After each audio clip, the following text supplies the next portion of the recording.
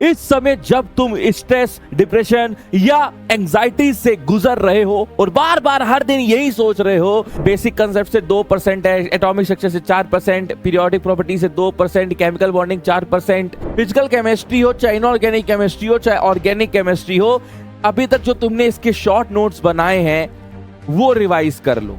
Thermodynamic equilibrium तुम्हें डर लगेगा लेकिन करना पड़ेगा क्योंकि डर के आगे जीत है। हेलो बच्चों, स्वागत है आपका इस ब्यूटीफुल सा प्लेटफॉर्म फिजिक्स वाला में, और मैं सागर बरजातिया आपके लिए एक बहुत ही खास वीडियो, एक बहुत ही खास इंफॉर्मेशन लेकर आया हूं।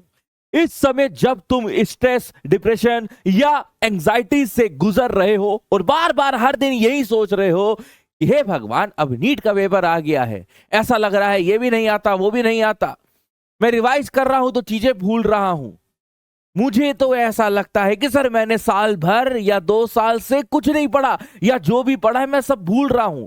यदि ये सारी चीजें आपके मन में है तो ये वीडियो आपके लिए है, और इस वीडियो के अंत तक हो सकता है आपके काफी सारे डाउट्स थोड़े से सिंक्रोनाइज हो जाए। तो बेटा देखो, वीडियो शुरू करने से पहले एक बार मैं फिर से सागर बरजातिया आपका स्वागत कर रहा हूं, और मैं आपको ये बात बता दूं कि ये चीज जो हो रही है तुम्हारे साथ, जिसकी वजह से तुम वीडियो देख रहे हो, ये एक आम बात है। इसलिए ज्यादा परेशान ना हो, ज्यादा पैनिक ना हो। ये हमारे हर किसी के साथ ये चीज होती है। हम टीचर्स के साथ होती है, डॉक्टर्स के साथ होती है, इंजीनियर्स के साथ होती है कि जब उनका भी कुछ एग्जाम होता है तो उनको भी ऐसा लगता है अरे यार तैयारी नहीं हुई है। ठीक है, तो बिल्कुल परेशान होने की बात नहीं है, आपको सब आता है। विश्वास रखिए अपने आप के ऊपर और try to have some positivity. अब बात आती है टॉपिक्स को लेकर कि सर किसी कारणवश हम मान लेते हैं कि हम भूल गए हैं चीजें, या सर हम लोगों ने पढ़ाई नहीं करी, या हमने पढ़ाई करी थी अच्छे से नहीं कर पाए, हमें कुछ नहीं आता, ऐसी फीलिंग अगर आ रही है, वैसे तो नहीं आनी चाहिए है ना, लेकिन अगर आ रही है कुछ नहीं आता, कुछ नहीं पढ़ा, लास्ट फेज पे अब किस पे फोकस किया जाए, ये टॉपिक्स कर लो, तुम्हारा नीट सेट है ना। अगर हम इस डेटा की माने जो कि 21, 22, 23 का है कि यार बेसिक कंसेप्ट से 2% है, एटॉमिक स्ट्रक्चर से 4%, पीरियोडिक प्रॉपर्टी से 2%, chemical bonding 4%, states of matter तो चलो हट ही गया, थर्मोडायनेमिक्स 2%, इक्विलिब्रियम 10%, रिडॉक्स हाइड्रोजन से 0 है, हाइड्रोकार्बन से 0 है। अच्छा, हाइड्रोकार्बन से 0 करने का यह तात्पर्य नहीं है कि वाकई में 0 होगा, कहीं ना कहीं कुछ ना कुछ इंटररिलेटेबल है, क्योंकि ऑर्गेनिक केमिस्ट्री कहीं से भी 0% नहीं हो सकती। ये आप भी जानते हो कि ये एक पूरा सिंक्रोनाइजेशन रहता है कि अगर आपको जीओसी आता है तभी आप हाइड्रोकार्बन पे बढ़ते हो, और अगर हाइड्रोकार्बन आता है तब आप हेलोल्किन, हेलोरीन, फिर एल्कोहल, फिनॉल ईथर, फिर एल्डिहाइड, फिर अमाइंस। तो मतलब ऑर्गेनिक में सेलेक्टिव स्टडी कर पाना इज नेक्स्ट टू इम्पॉसिबल। दूसरी बात, अगर हम इनऑर्गेनिक केमिस्ट्री की बात करें तो जैसे कह रहे हैं पीरियोडिक प्रॉपर्टी और बॉन्डिंग से आया था, यहां पे कोऑर्डिनेशन से भी आया है, डी&एफ से भी आया है। तो देखा जाए तो पढ़ना तो सब कुछ है, कायदे से मैं सच बताऊं तो कोई भी ये नहीं कह सकता कि ये छोड़कर चले जाओ, इससे नहीं आएगा, क्योंकि ऑलरेडी सिलेबस इतना ज्यादा रिड्यूस हो चुका है, ऑलरेडी आपके पास केमिस्ट्री के अच्छे खासे 8 से 9 चैप्टर डिलीट हो चुके हैं। तो बेटा एक बात तो ये बात ध्यान से रखना कि सब तरफ से सब कुछ आएगा। लेकिन अगर फिर भी बहुत ज्यादा मन कर रहा है कि नहीं sir I have to do the selective study, I have to do the selective revision, sir please कुछ लास्ट टाइम के लिए इंपॉर्टेंट टॉपिक्स पे फोकस करवाओ या इंपॉर्टेंट स्ट्रेटजी पे फोकस करवाओ, तो बेटा ये बात देख लो, फिजिकल केमिस्ट्री हो चाहे इनऑर्गेनिक केमिस्ट्री हो चाहे ऑर्गेनिक केमिस्ट्री हो, अभी तक जो तुमने इसके शॉर्ट नोट्स बनाए हैं वो रिवाइज कर लो। क्योंकि देखो नीट में कोई ऐसा टफ सवाल नहीं आता है, एकदम बेसिक लेवल का सवाल है, बस चीज तुमको बस याद होनी चाहिए। टिक मारने में जब ऑप्शंस देखोगे ना तुम्हें लगेगा रिलेटेबल, अरे हाँ यार ये चीज पढ़ी थी, इसका आंसर तो यही होगा।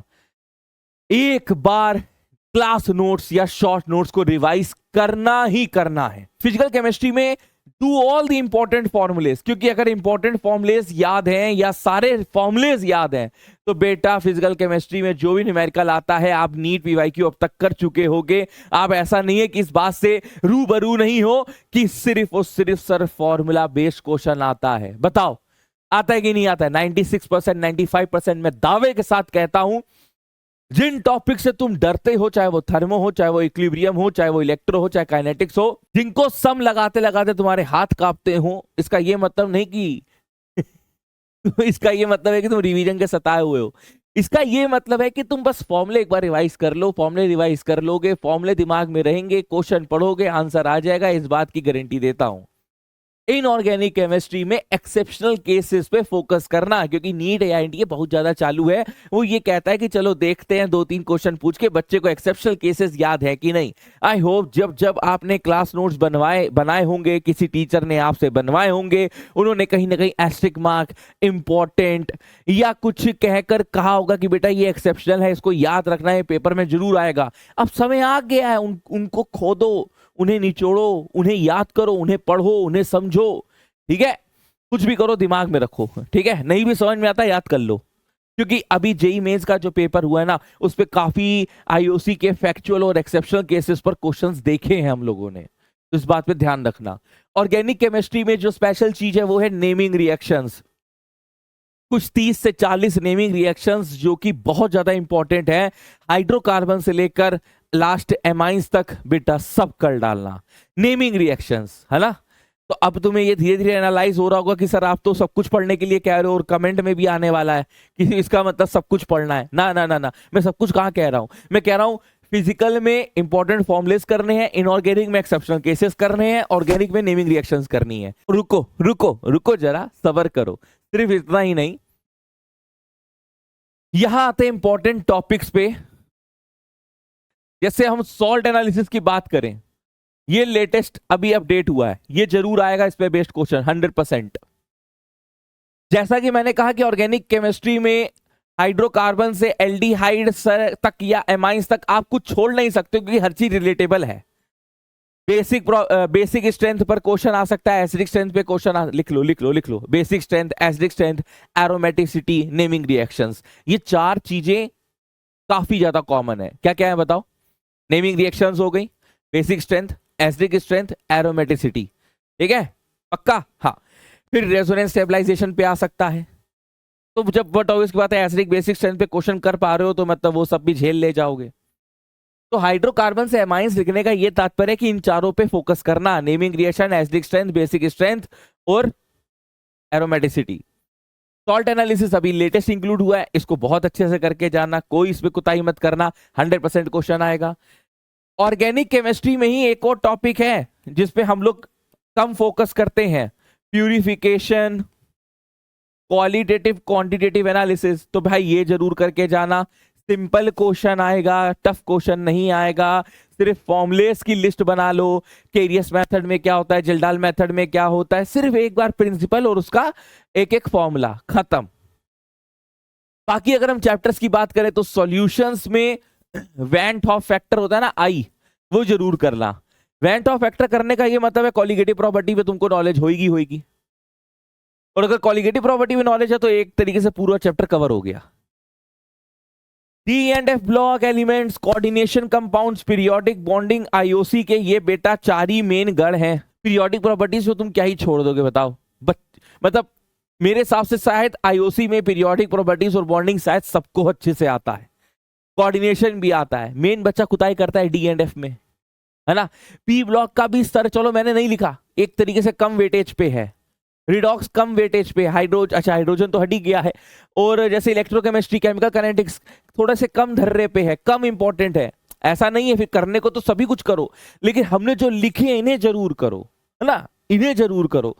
D and F block elements 100% question आ रहा है, 100%। नीट उठा लो, जेई उठा लो, आ रहा है, जरूर पढ़ के जाना। ठीक है, क्वांटम नंबर पे अच्छी इंफॉर्मेशन होनी चाहिए, अच्छे अच्छे क्वेश्चन आ जाते हैं और बढ़िया एकदम मजा आ जाती है बच्चे को देख के, अरे क्वांटम नंबर आ गया, चलो बढ़िया है।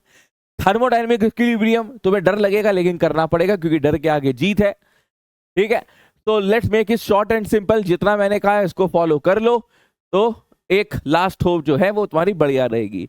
तो study hard, keep yourself motivated, stay positive, all the best and best of luck from PW Teachers।